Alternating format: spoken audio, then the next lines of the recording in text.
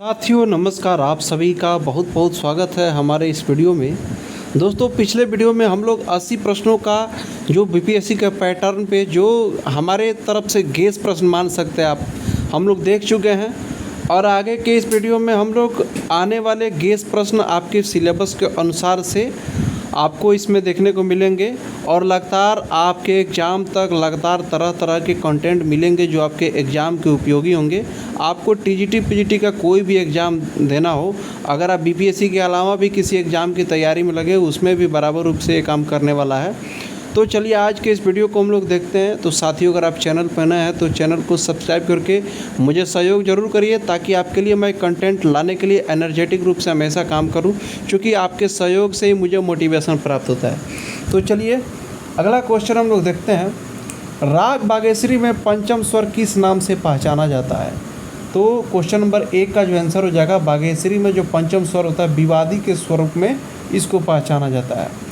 अगला है question number 2 है, निम्न में 5 7 यानी कि ऑर्डर संपूर्ण जाति का कौन सा राग है? साथियों अगर मिस टाइपिंग आपको कहीं पे दिखे तो आप क्वेश्चन की भावना को समझते हुए आप समझ जाइएगा। और लिखते वक्त जल्दीबाजी में कहीं कहीं मिस टाइपिंग हो जाती है, इसके लिए मैं क्षमा प्रार्थी हूँ। तो आप लोग भावना को समझते हुए आंसर ज़रूर दीजिएगा क्वेश्चन को समझते हुए। तो क्वेश्चन पूछ रहा है कि निम्न में ऑर्डर और संपूर्ण जाति का कौन सा राग है? तो मैं आपको बता दूं, भैरव भी संपूर्ण का, यमन भी संपूर्ण, बिलावल भी संपूर्ण, लेकिन हम लोग का जो आसावरी है ये ऑर्डर संपूर्ण का राग होता है।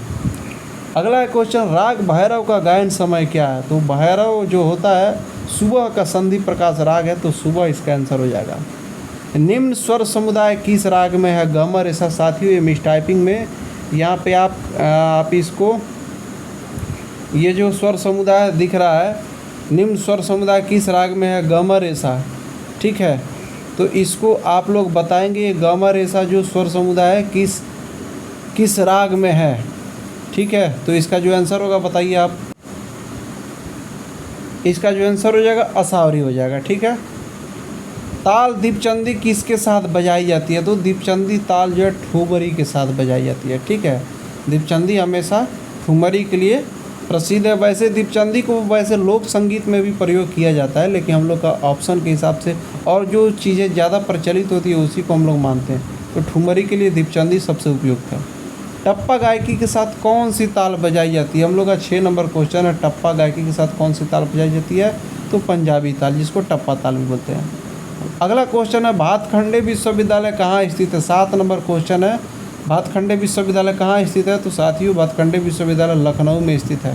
पहले इसी भातखंडे विश्वविद्यालय को हम लोग मैरिज म्यूजिक कॉलेज जानते थे। ठीक है, तो ये चीज़ ध्यान रखिएगा। और साथियों जिनको अगर साफ़ नहीं दिखाई दे रहा होगा, कमेंट आता है कि साफ़ नहीं दिखाई दे रहा है, तो आप अपने मोबाइल का जो वीडियो क्वालिटी है 360 पिक्सल कम से कम ज़रूर कर लीजिएगा। ठीक है, और नेट की समस्या ना हो तो आप ज़्यादा क्वालिटी में भी देख सकते हैं। आप लैंडस्केप मोड में देखिएगा, थोड़ा सा और बड़ा दिखाई देगा। ठीक है, तो चलिए आगे बढ़ते हैं। वंदे मातरम अपने मूल रूप से किस राग में गाया जाता है? मूल रूप में वंदे मातरम जो है वह राग ये जो देश में है गाया जाता है। ठीक है, देश का गीत देश में गाया जाता है। पंडित ओंकारनाथ ठाकुर किनके शिष्य थे? पंडित ओंकारनाथ ठाकुर जो है किनके शिष्य हैं? पंडित ओंकारनाथ ठाकुर का जो घराना है वह ग्वालियर घराना है। ठीक है, तो ग्वालियर घराना के थे। और ये किनके शिष्य थे? विष्णु दिगंबर पलुस्कर के शिष्य थे। तो 9 नंबर हम लोग देख लिए। 10 नंबर क्वेश्चन है, बलवंत राय भट्ट किनके शिष्य है? तो बलवंत राय भट्ट भी जो है ये भी विष्णु दिगंबर पलुस्कर के शिष्य हैं। तो ये चीज़ ध्यान रखिएगा। आपको जितने भी क्वेश्चन अभी करा रहा हूँ, लगातार कई वीडियो में मैं जितने भी प्रश्न करा चुका हूँ, अगर आप प्लेलिस्ट देखे होंगे तो मुझे लगता है कि बहुत सारा वीडियो हो चुका है। तो ऑल म्यूजिक एग्ज़ाम नाम से प्लेलिस्ट, अगर कोई भी जो साथी अभी देख रहे हैं, नया देख रहा है, अगर वो नहीं देखें तो आप पूरा प्लेलिस्ट अगर देख लेते हैं तो आप एग्ज़ाम में बहुत अच्छा करने वाले हैं। क्योंकि आपको जितने भी प्रश्न मैं करा रहा हूँ आपके सिलेबस को ध्यान में रखते हुए ही करा रहा हूँ। वो हैंड रिटन नोट्स जो दे रहा हूँ कंसेप्ट के लिए या MCQ, वैसे सारे वीडियो में मैं कंसेप्ट देने का प्रयास करता हूँ और आपके सिलेबस से बाहर कुछ भी नहीं है, तो आप विश्वास के साथ देख सकते हैं। अगला क्वेश्चन है 11 नंबर, राग विज्ञान के लेखक का क्या नाम है? तो राग विज्ञान के जो लेखक है विनायक राव पटवर्धन इसका आंसर हो जाएंगे। और आपको बता दें विनायक राव पटवर्धन भी ग्वालियर घराने के हैं। ठीक है, तो अगला क्वेश्चन हम लोग देख लेते हैं। दक्षिण भारत में कितने मुख्य ताले हैं? तो दक्षिण भारत में मुख्य ताले 7 ताले हैं, जिनको सप्तसुलादी ताल बोला जाता है। और इसी सप्तसुलादी ताल का क्या नाम है? ध्रुव, मठ, रूपक, झम, त्रिपुट, अठ, एक, यही सप्तसुलादी ताल है। ठीक है, तो दक्षिण भारत में मुख्य ताले हैं ये। साथियों, अगर आप चैनल पर नए हैं तो चैनल को ज़रूर सब्सक्राइब कर लीजिए, और वीडियो अच्छा लगे तो लाइक करिएगा, और कमेंट में आप अपना विचार ज़रूर मुझे बताइएगा। चलिए, भाव रंग लहरी किसके नाम के साथ जुड़ा हुआ है? तो भाव रंग लहरी बलवंत राय भट्ट को कहा गया है। प्रणव भारती के लेखक कौन है? तो ओंकार नाथ ठाकुर है। साथियों, थोड़ा सा मैं फास्ट चलता हूँ, इसलिए चूँकि मेरा टारगेट रहता है कि बस काम की चीज़ें किया जाए, कम समय में ज़्यादा प्रश्नों को टारगेट करने का मेरा हमेशा से ये लक्ष्य रहता है। तो अगला क्वेश्चन हम लोग देख लेते हैं। 15 नंबर क्वेश्चन है, कुल कितनी श्रुति होती है? तो कुल जो श्रुति होती है 22 श्रुति होती है। रे और ध कितनी श्रुति का अंतर है, यानी कि रे और ध में कितनी श्रुति होता है? ठीक है, तो रे और ध में आपका जो श्रुति होता है, ये क्वेश्चन थोड़ा सा टाइप करते समय इधर उधर हो गया। मेरा ये मतलब है कि रे और ध में कितनी श्रुति होती है? तो रे और ध में आपका 3 श्रुति होता है। ठीक है, तो ये 3 श्रुति वाला स्वर होता है, ध्यान रखिएगा। प्रारंभ में कितने ग्राम थे? आप देख रहे होंगे कि जो क्वेश्चन आपको दिखाया जा रहा है हमारे माध्यम से, आपके सिलेबस को टच करते हुए सभी पार्ट से क्वेश्चन निकाला गया, और ऐसा ही क्वेश्चन आएगा। आपको हो सकता है हूबहू क्वेश्चन भी देखने को मिल जाए, इसलिए आप विश्वास के साथ जो भी हमारे चैनल पर वीडियो आ रहा है विश्वास के साथ देखिए। मैं आपके लिए बहुत रिसर्च के साथ मेहनत कर रहा हूँ, आपके सिलेबस के अनुसार मेहनत कर रहा हूँ। आपका सपोर्ट बना रहा है, बहुत कुछ होने वाला है आपके इस चैनल से। चलिए, प्रारंभ में कितने ग्राम थे? तो प्रारंभ में जो ग्राम थे 3 ग्राम माने गए थे। ठीक है, उस समय प्रारंभ में जो गंधार ग्राम था उसको स्वर्गवासी नहीं बताया गया था। बाद में गंधार ग्राम को स्वर्गवासी बता दिया गया, इसको प्रयोग में नहीं लिया गया, और षडज ग्राम और मध्यम ग्राम ही प्रचलित हुआ। लेकिन प्रारंभ में हम लोग का जो ग्राम था वह 3 ग्राम ही माना गया था। अगला क्वेश्चन है, कुल मूर्छना कितने होते हैं? देखिए, कुल मूर्छना जो होते हैं आपके 21 हो जाएंगे। ठीक है, 1 ग्राम से 7 मूर्छना, लेकिन कुल मूर्छना का जब बात हो जाएगा 3 ग्राम से 21 मूर्छना हम लोग मानते हैं। कुल विकृत स्वर कितने हैं? तो कुल विकृत स्वर जो होते हैं 5 विकृत स्वर होते हैं। ठीक है, 4 कोमल और 1 तीव्र, सबको विकृत बोलते हैं। सभी शुद्ध स्वर से निर्मित राग है। तो देखिए, यमन भी तीव्र मध्यम लग जाता है उसमें। ठीक है, इसमें भी आपका लग जाता है आपका, ठीक है, इसमें भी आपका कोमल लग जाता है विकृत। ठीक है, तो बिलावल जो सभी शुद्ध स्वरूप इसमें लगता है। ठीक है, राग यमन का संवादी स्वर है। राग यमन का जो संवादी है, वादी तो हो गया आपका ग, और संवादी इसका नी हो जाता है। ठीक है, पन्नालाल घोष क्या बजाते थे? पन्नालाल घोष बांसुरी बजाते थे। शिव कुमार शर्मा क्या बजाते हैं? शिव कुमार शर्मा संतूर बजाते हैं। परन किस वाद्य से संबंधित है? हम लोग का जो ऑप्शन है चंग है, पखावज है, मृदंग है और मैंडोलिन है। लेकिन यहाँ पे अकॉर्डिंग टू ऑप्शन और क्वेश्चन के हिसाब से जो हम लोग का परन वाद्य का संबंध हो जाएगा वह पखावज इसका सटीक आंसर हो जाएगा। वैसे साथियों, मैं आपको बता दूं, परन तबला में भी प्रयोग माना जाता है। ठीक है, और परन यहाँ पे अकॉर्डिंग टू ऑप्शन हम लोग का जो पखावज है वह सही हो जाएगा। कंठे महाराज के शिष्य का क्या नाम था? कंठे महाराज जो बनारस घराना के तबलिए थे, उनके शिष्य का नाम क्या था? किशन महाराज था। ये भी बहुत बड़े तबला वादक हैं। नाना साहब पानसे क्या बजाते हैं? नाना साहब पानसे आपके पखावज बजाते हैं। ठीक है, अगला क्वेश्चन हम लोग देख लेते हैं।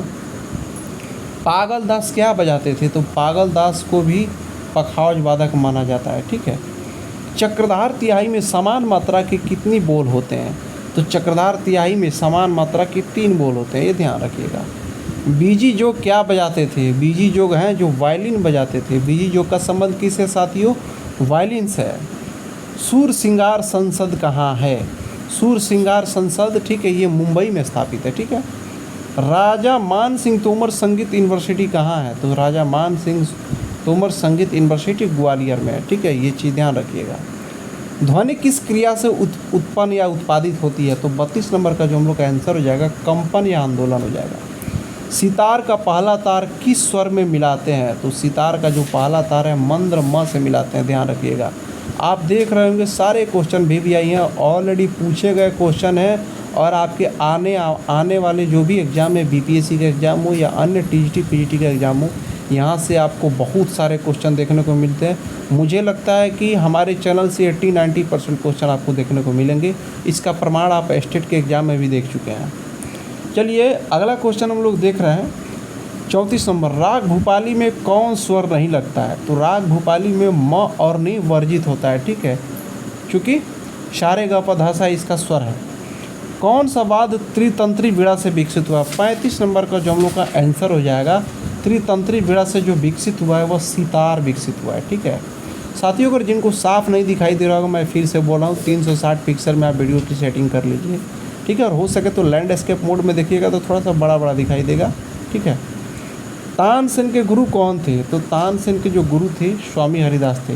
ये क्वेश्चन देख लीजिएगा आपका, ये कौन सा वाद्य त्रितंत्री वीणा से विकसित हुआ है? तो ये सितार इसका आंसर हो जाएगा, ठीक है। तानसेन के गुरु स्वामी हरिदास थे, हम लोग देख लिए। 37 नंबर क्वेश्चन है, पंडित ओंकार नाथ ठाकुर का घराना कौन है? तो पंडित ओंकार नाथ ठाकुर का जो घराना है ये ग्वालियर घराना से है, ठीक है। ठुमरी का रस क्या है? ठुमरी श्रृंगार रस से संबंधित है, ठीक है। तानसेन संगीत समारोह कहाँ होता है? तानसेन संगीत समारोह वृंदावन में होता है, ठीक है, ये चीज़ ध्यान रखिएगा। चार ताल किस गायकी का ताल है? चार ताल जो है 40 नंबर का आंसर जो हो जाएगा इसका ख्याल, ठुमरी, टप्पा ये नहीं होगा, ध्रुपद इसका आंसर हो जाएगा। चार ताल ध्रुपद से संबंधित है। उदात स्वर किस समय का स्वर है? तो उदात, अनुदात और स्वरित सामगान के 3 स्वर थे, सामवेद इसका आंसर हो जाएगा, ठीक है। तो उदात स्वर किस समय का है? तो सामगान के समय सामवेद का स्वर है। नाट्यशास्त्र ग्रंथ भरत ने किस काल में लिखा था? नाट्यशास्त्र ग्रंथ भरत ने जो लिखा था वो कौन सा काल था? उसको नाग युग बोलते हैं, ये चीज़ ध्यान रखिएगा, ठीक है। साथियों मैं अदर ऑप्शन का पढ़ने में समय नहीं गंवाना चाहता हूँ, डायरेक्ट आपका क्वेश्चन और आंसर मैं टिक करते जाता हूँ, क्योंकि मेरा हमेशा यही लक्ष्य रहता है कि आपको कम समय में ज़्यादा प्रश्नों को कराया जाए। इसलिए आप मेरा सारा वीडियो आप देख रहे होंगे, कम समय में ज़्यादा क्वेश्चन ही मिलता होगा आपको। चलिए अगला क्वेश्चन है, संगीत परिजात ग्रंथ में कितने राग बताए गए हैं? तो मैं आपको बता दूं, संगीत परिजात जो ग्रंथ है उसमें आपको 122 राग बताए गए हैं। वहीं संगीत रत्नाकर ग्रंथ में कितने राग कहे गए हैं? तो संगीत रत्नाकर ग्रंथ में आपको 264 रागों का उल्लेख मिलता है। तो 264 हम लोग का संगीत रत्नाकर का राग हो जाएगा। सारंगदेव किस स्थान के रहने वाले थे? तो सारंगदेव जो थे कश्मीरी पंडित थे, ठीक है, तो ये कश्मीर के रहने वाले थे। अगला क्वेश्चन है, धनवर नगर स्थान का किससे संबंध है? तो धनवर नगर स्थान का संबंध संगीत परिजात का इससे संबंध है, क्योंकि संगीत परिजात का रचना इसी स्थान पे पंडित अहोबल ने किया था, ठीक है। अगला क्वेश्चन हम लोग देख लेते हैं 47 नंबर। द्वादश स्वर मूर्छना का उल्लेख किसने किया था? तो द्वादश स्वर मूर्छना का उल्लेख जो है वह मतंग के द्वारा किया गया था। पैरों से नृत्य के बोलों का प्रदर्शन क्या कहलाता है? तो पैरों से जो नृत्य के बोलों का जो प्रदर्शन होता है उसे तत्कार बोलते हैं, ठीक है, हम लोग का तत्कार आंसर हो जाएगा। समता प्रसाद संगीत के किस विधा से जुड़े हैं? समता प्रसाद आपके वादन से जुड़े हुए हैं, ठीक है। सोलफा स्वरलिपि पलती में षड्ज को क्या कहते हैं? साथियों सोलफा स्वरलिपि पलती में हम लोग स्वर को क्या बोलते हैं? डो रे मे फा सोले सी डो, ठीक है, सोले, तो यानी कि डो हो जाएगा क्या? डो से हम लोग का शुरू होता है डो, ठीक है, तो ये सा हो जाता है। डो रे मे फा सो ले आपका नी हो जाता है। हम लोग का क्या पूछ रहा है? षड्ज का पूछ रहा है, तो सोलफा स्वरलिपि पलती में षड्ज का जो आंसर हो जाएगा हम लोग का डो आंसर हो जाएगा। बिरजू महाराज किससे संबंधित हैं? तो बिरजू महाराज जो है 51 नंबर का जो आंसर हो जाएगा ये नृत्य से संबंधित है, ठीक है, कथक के डांसर थे, ठीक है। सिंह भूपाल ने संगीत रत्नाकर की टीका किस नाम से किया? तो सिंह भूपाल ने कल्लीनाथ ने और आपके सिंह भूपाल ने भी संगीत रत्नाकर, वैसे संगीत रत्नाकर के टीकाकार वैसे लगभग 7 व्यक्ति ने संगीत रत्नाकर पे टीका किया था, अलग अलग लोगों ने, जिसमें मैं आपको बता दूं एक सिंह भूपाल भी थे जो संगीत सुधाकर नाम ग्रंथ से इसका टीका लिखे थे, ठीक है। इसका सुधाकर ये जो आंसर है ये होगा।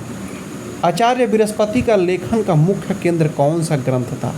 आचार्य बृहस्पति का जो लेखन का मुख्य केंद्र था वह संगीत रत्नाकर ग्रंथ को अपना केंद्र बना करके लेखन किए थे, ठीक है। अगला क्वेश्चन देख लेते हैं, राम चतुर मलिक का संबंध किस राज्य से है? तो राम चतुर मलिक बिहार के कलाकार थे, ध्रुपद गायक थे, बहुत बड़े ध्रुपद गायक थे, ठीक है, रामचतुर मलिक। दरभंगा घराना के अंतर्गत अमता एक उनका माना जाता है जगह, उसी से संबंधित है ये। बंगला में राग शब्द का अर्थ क्या है? तो बंगला में राग शब्द का जो अर्थ है वह क्रोध होता है, इसका आंसर, ठीक है। बिहू लोक नृत्य किस स्थान का है? तो बिहू लोक नृत्य का जो संबंध है वह असम से है, इसका आंसर, ठीक है, लगा लीजिएगा। रासलीला कहाँ का लोक नृत्य है? तो रासलीला जो है उत्तर प्रदेश का लोक नृत्य है। साथियों, मैं ऑप्शन नहीं पढ़ता हूँ, डायरेक्ट क्वेश्चन और आपका आंसर देखता हूँ, क्योंकि ऑप्शन पढ़ूंगा तो थोड़ा सा समय उसमें भी आपका बर्बाद हो जाएगा। तो मेरे हिसाब से समय को बर्बाद ना करते हुए डायरेक्ट क्वेश्चन और आंसर करना ही ज़्यादा सटीक होता है, क्योंकि आपको मेरा ये प्रयास रहता है कि आपको कैसे भी कंटेंट को अभ्यास करा दिया जाए। तो 58 नंबर क्वेश्चन है, गरबा कहाँ का नृत्य है? तो गरबा जो नृत्य है वो गुजरात का आपका हो जाएगा, ठीक है, गरबा गुजरात का है। 59 नंबर क्वेश्चन है, कंठ की भिन्नता से ध्वनि में जो भिन्नता पैदा होती है उसे क्या कहते हैं? देखिए, हम लोग कंठ की भिन्नता से जो गायकी में अलग अलग तरह का जो लयकारी पैदा करते हैं ना, ठीक है, कभी ऊपर जाना, कभी नीचे जाना, कभी बहुत नीचे जाना, जो अलग अलग है अपने जो ध्वनि में स्टाइल, एक तरह से आप बोल सकते हैं, उसको क्या बोलते हैं? काकू बोलते हैं, ध्वनि में भिन्नता को, ठीक है। संगीत रत्नाकर में कितने काकू कहे गए हैं? तो 6 प्रकार के कहे गए हैं। वहीं आपको भरत ने कितने काकू कहे हैं? तो 2 कहे हैं, सकांश और निराकांश, ठीक है। अगला क्वेश्चन है, वृंद कितने प्रकार के होते हैं? तो वृंद जो हैं आपके 3 प्रकार के होते हैं, ठीक है, 3 प्रकार के वृंद होते हैं, ठीक है। कौन कौन सा? उत्तम, मध्यम और कनिष्ठ, ये चीज़ ध्यान रखिएगा। आपके उत्तम वृंद में सबसे ज़्यादा गायक माने जाते हैं, 32 गायकों का ग्रुप उसमें माना जाता है, ठीक है। वहीं आपका जो कनिष्ठ है उसमें 12 कलाकारों का यानी कि 12 गायकों का ग्रुप माना गया था, और आपके मध्यम में 16, ठीक है। इस तरह से इसका स्वरूप है, ये चीज़ ध्यान रखिएगा। चलिए 62 नंबर क्वेश्चन है, जिसे धातु और मातु, यहाँ पे मौत लिखा हुआ है तो इसको ध्यान, ये बहुत गड़बड़ रूप लिखा गया है, टाइपिंग में थोड़ा सा मिस टाइपिंग हो जाता है, तो हड़बड़ी में ये सब आपके लिए क्वेश्चन बनाता हूँ, जिससे ये समस्या आ जाता है। तो यहाँ पे मेरा ये क्वेश्चन का मतलब था, जिसे धातु और मातु का ज्ञान हो उसे क्या कहते हैं? तो जिसे धातु और मातु का ज्ञान होता है उसे वाग्यकार बोलते हैं, ठीक है। धातु क्या होता है और मातु क्या होता है साथियों, ठीक है। आप इसको धातु को शब्द यानी कि रचना से जोड़ सकते हैं, और मातु आपका क्या, जो साहित्यिक पक्ष होता है, यानी कि धातु और मातु का होता है जिसको स्वर और साहित्य का दोनों का ज्ञान हो, वहीं वाका आपका वाग्यकार हो जाता है। वाद्य वृंद को अंग्रेजी में क्या कहते हैं? तो वाद्य वृंद को अंग्रेजी में ऑर्केस्ट्रा बोलते हैं, ठीक है। और आपके जो सिम्फनी है इसी का बृहद रूप है, विदेशों में इसको आपको वाद्य वृंद को भी सिम्फनी बोला जाता था, इंग्लिश में इसको ऑर्केस्ट्रा में, और सिम्फनी इसी का बृहद रूप है, ठीक है। और तुर्य आपका ये जो था पाणिनि काल में इसको बोला गया था, ठीक है, वाद्य वृंद को। चलिए, गणेश स्तोत्र किसका रचना है? ये जो एक ग्रंथ है गणेश स्तोत्र, ये तानसेन ने इसका रचना किया था, तानसेन का एक ग्रंथ है ये गणेश स्तोत्र, ये चीज़ ध्यान रखिएगा। धमार ताल का आविष्कार किसने किया है? तो धमार ताल का जो आविष्कार है बैजू बावरा ने किया है। साथियों, आपको जितने भी प्रश्न मिल रहे हैं ये सारे बीपीएससी के पैटर्न पे ऐसा ही क्वेश्चन आता है, आप पिछला क्वेश्चन देख सकते हैं, और आगे भी ऐसा ही आने की पूरी संभावना है। और आपके टीजीटी पीजीटी का कोई भी एग्ज़ाम हो ऐसा ही क्वेश्चन आएगा और यही सब आएगा, क्योंकि आपके सिलेबस को ध्यान में रखते हुए ही हमारे चैनल के सारे वीडियो आपको दिए जाते हैं। तो सब्सक्राइब ज़रूर कर लीजिएगा, ताकि उससे मेरा भी सहयोग हो जाएगा और आपको भी सारे अपडेट समय से मिलते रहेंगे। तो हम लोग अगला क्वेश्चन देखते हैं, 66 नंबर। कल के कलाकार नामक संगीत सम्मेलन कहाँ पर होता है? तो कल के जो कलाकार हैं, ठीक है, ये मुंबई में ये सम्मेलन होता है, कल के कलाकार। रविंद्र संगीत का मूल आधार क्या है? तो रविंद्र संगीत का जो मूल आधार होता है वो ध्रुपद पद्धति पे होता है, ध्रुपद से संबंधित है, ठीक है। कीनर स्कूल ऑफ म्यूजिक के संस्थापक कौन है? 68 नंबर का जो आंसर हो जाएगा, ये पंडित रविशंकर ने कीनर स्कूल ऑफ म्यूजिक का संस्थापक इनको माना जाता है, रविशंकर ने इसको खोला था। दक्षिण संगीत में एक स्वर को छोड़कर दूसरे स्वर को गाना क्या होता है? तो दक्षिण स्वर जैसे आपको सा से रे छोड़ करके ग, ठीक है, फिर म पे आपका प छोड़ करके ध, इस तरह का जो स्वरूप होता है, आप इसको मिड एक तरह से आप क्या बोलते हैं, गमक में इसको ले सकते हैं। तो इसका जो स्वरूप है इसको डालू बोलते हैं दक्षिण संगीत में। ये चीज़ ध्यान रखिएगा कि दक्षिण संगीत में एक एक स्वर को जब छोड़कर गाते हैं उस स्वर को डालू बोलते हैं, ठीक है। चलिए अगला क्वेश्चन हम लोग देख लेते हैं। लिंगों के आधार पर राग रागनी वर्गीकरण का सिद्धांत किसने दिया था? तो संगीत मकरंद में इसकी चर्चा हुई थी। और लिंगों के आधार पर संगीत मकरंद के रचनाकार कौन है? तो नारद है, ठीक है। इसका आंसर नारद हो जाएगा। रुद्र ताल का संबंध किस रस से जोड़ा गया है? तो रुद्र ताल का जो संबंध है साथियों, रुद्र इसका रूप ही है। तो रुद्र कब होता है? वीर रस का, ठीक है। रुद्र रूप कब होता है? वीरता के समय, ठीक है। तो रुद्र ताल का संबंध वीर रस से जोड़ा गया। हाथरस से जो पत्रिका निकलती है उसका क्या नाम था? तो संगीत नामक पत्रिका हाथरस से निकलती थी। ठुमरी, ये डुमरी लिख दिया गया है मिस टाइपिंग में, ठीक है। ठुमरी पढ़िएगा। ठुमरी अंग से गाई जाने वाली हरी लिखे हैं, होरी होगा इसका, ठीक है। ठुमरी अंग से गाई जाने वाली होरी को क्या कहते हैं? तो ठुमरी अंग से जो होरी गाई जाती है उसको कच्ची होरी बोलते हैं, ठीक है। कालिदास पुरस्कार कौन से प्रदेश में मिलता है? तो कालिदास जो पुरस्कार है वो महाराष्ट्र में मिलता है, ठीक है। महाराष्ट्र प्रदेश से इसका संबंध है। कर्मा लोक नृत्य किस प्रदेश का नृत्य है? तो कर्मा लोक नृत्य का संबंध उड़ीसा से है, ठीक है। ध्यान रखिएगा। एक सप्तक में कुल कितने स्वर होते हैं? तो कुल स्वर 12 होते हैं, जिसमें 7 शुद्ध और 5 विकृत होते हैं। तो अगला क्वेश्चन है, सा के अलावा कौन सा अचल स्वर है? देखिए 2 अचल स्वर है, सा और प, ठीक है। तो सा के अलावा कौन सा स्वर हो जाएगा? प हो जाएगा इसका आंसर। आचार्य बृहस्पति ने प्रमाण श्रुति का उदाहरण किस यंत्र द्वारा दिया? तो श्रुति दर्पण एक यंत्र उन्होंने बनाया, इसी के द्वारा उन्होंने प्रमाण श्रुति का उदाहरण दिया था। प्रमाण श्रुति को महर्षि भरत ने किस विधि से दर्शाया था? तो महर्षि भरत ने प्रमाण श्रुति को किस विधि से दर्शाया था? तो ये सारणा के प्रक्रिया के द्वारा किया था, जो इनके प्रथम सारणा में ही प्रमाण श्रुति को इन्होंने दर्शा दिया था, ठीक है। अंतिम क्वेश्चन है, मुकाम कितने माने गए हैं?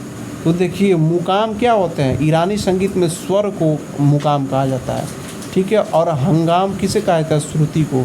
तो वहाँ पे मैं आपको बता दूँ, हंगाम 24 माने गए हैं और इसका जो आंसर हो जाएगा 80 का। मुकाम कितने माने गए? तो 12 स्वर माने गए ईरानी संगीत में, इसी को मुकाम बुलाया जाता है। तो साथियों आज का सेशन कैसा रहा आप कमेंट में ज़रूर बताइएगा, और मिलते हैं नेक्स्ट वीडियो में और भी शानदार कंटेंट के साथ। मैं आपसे फिर से बोल रहा हूँ कि कोई भी कंटेंट मेरे चैनल पे आपको जो दिखाया जा रहा है प्रत्येक वीडियो को आप देखिए, क्योंकि सारे क्वेश्चन आपके सिलेबस के अनुसार है। और मुझे जब जैसा लगता है कि जो आपके लिए उपयोगी है, मैं सारे वीडियो को जैसा भी स्वरूप होता है आपको देने का प्रयास करता हूँ। तो चलिए साथियों मिलते हैं नेक्स्ट वीडियो में, तब तक के लिए बहुत बहुत धन्यवाद।